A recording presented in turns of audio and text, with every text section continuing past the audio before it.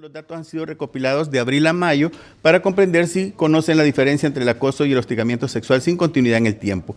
Enfoque fue una combinación, enfoque cualitativo y cuantitativo. Las técnicas fue la elaboración de un cuestionario, al igual que lo hicieron Costa Rica y Panamá, me parece que por lo de la pandemia todavía no tenemos una presencia estudiantil. Sí, el personal administrativo, el académico trabaja más virtual, ¿verdad? Entonces lo hicimos de manera virtual, elaboramos el cuestionario en Google y ya ella, la compañera de comunicaciones, Roselia, fue la que bajó los datos y ella nos presentó los cuadros y empezamos a analizar los resultados. Se utilizó el celular y el correo electrónico para su llenado.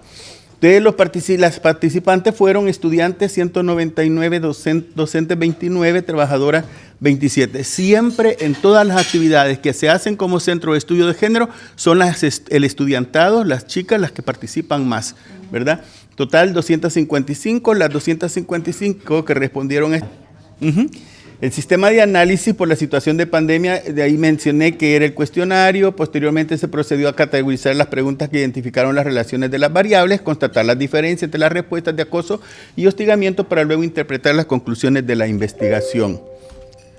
Entonces ahí vienen las preguntas principales, pero lo que yo quiero que vean, y por eso es que me tardé un poquito porque me gustó cómo lo presentaron ellas, ¿verdad? Entonces tenemos aquí el no, fíjense el no. Sin embargo, ¿verdad? Hay unas respuestas ahí que son muy significativas, que no deberían de ser esa cantidad. Por ejemplo, cuando hablamos de los tocamientos y todo esto, ¿verdad? Entonces ahí tenemos, conoce si la universidad existen protocolos. Hicimos una propuesta de protocolo en 2018. Cuando llegué de acá, elaboramos esa propuesta, la introdujimos al Consejo Superior Universitario, estaba viviendo el sueño de los justos, ahí soñando, ¿verdad? Pero las mujeres... Entonces, ¿qué es lo que hemos hecho? Hemos hecho una evaluación cualitativa y cuantitativa, y lo de cualitativa es a lo que le voy a dar más peso en esto que os cuento, porque... Bueno, estuve hace unos años en un congreso que se llamaba la Universidad sin Cifras y a mí me pareció impresionante. A mí, bueno, me invitaron a que fuera y me obligó a hacer un ejercicio de reflexión, porque ahora veréis, nosotros a lo que le decimos abrir el protocolo, que es lo que oficialmente hacen una solicitud de intervención, tenemos muy poquitos casos y parece que es que no hay acoso. Entonces, hay que ver también cuáles son los testimonios y cuáles son las cosas, ¿no? Entonces, me he centrado un poquito también ahí, ¿no? En el seguimiento de casos con cifras y sin cifras, centrándonos en las personas. Quería empezar diciendo que nos basamos en unas premisas, y es que, aunque las universidades nuestras declaran su compromiso, que son igualitarias, que son defensoras de la no discriminación, entonces, y eso es muy importante y es a lo que nos tenemos que acoger, no siempre eso es real, porque el patriarcado está metido no solo en nosotras. Yo tengo una amiga que dice: yo soy feminista por convicción y machista atávica, que lo asumo porque es que todas tenemos dentro ese puntito. Pues imaginaos, ellos me refiero a los de arriba, ¿no?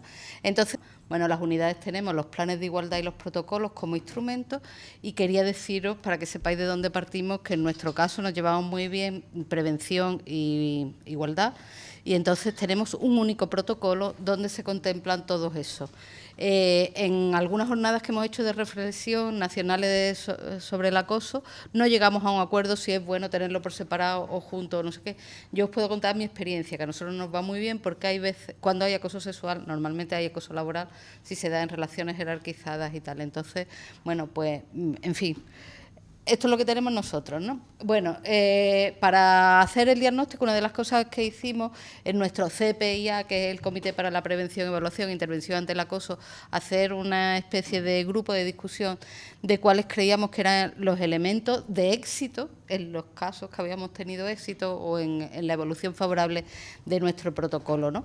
El primero que sale, que ya se ha dicho allí, es que hay formalmente la institución está comprometida.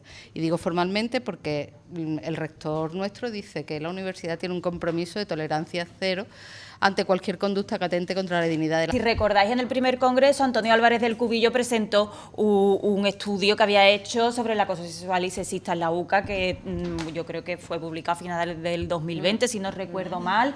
Entonces, es decir, que teníamos datos actualizados, ¿no? También eso surgió de una subvención del Pacto de Estado contra la Violencia de Género, al igual que unas jornadas y una campaña de sensibilización que se puso por todos los centros.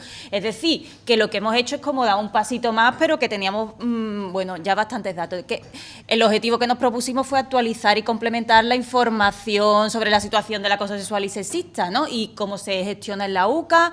Respecto al estudiantado, pues nos ha llamado la atención las coincidencias, ¿no? Con lo que ya habéis presentado muchas de las compañeras.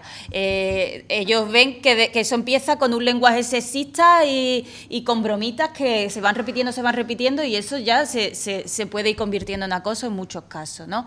De una normalización del acoso sexual y sexista, o sea, lo que hablábamos, ¿no? No se reconoce que eso es un problema, como no reconocemos que es un problema, entonces no lo denunciamos, no actuamos ante él.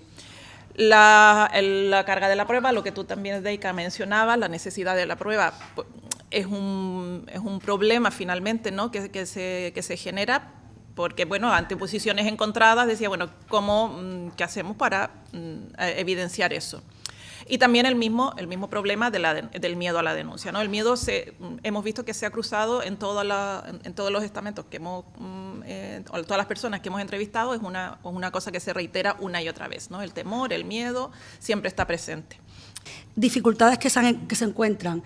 En este año le han llegado 3 casos, pero poco ven que hay poco, pero eso da mucho que decir.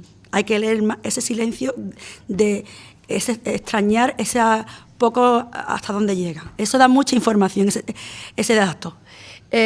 Al seguir ese protocolo, la verdad que la Defensoría tiene un papel de mediación y ellas derivan a la comisión de acoso.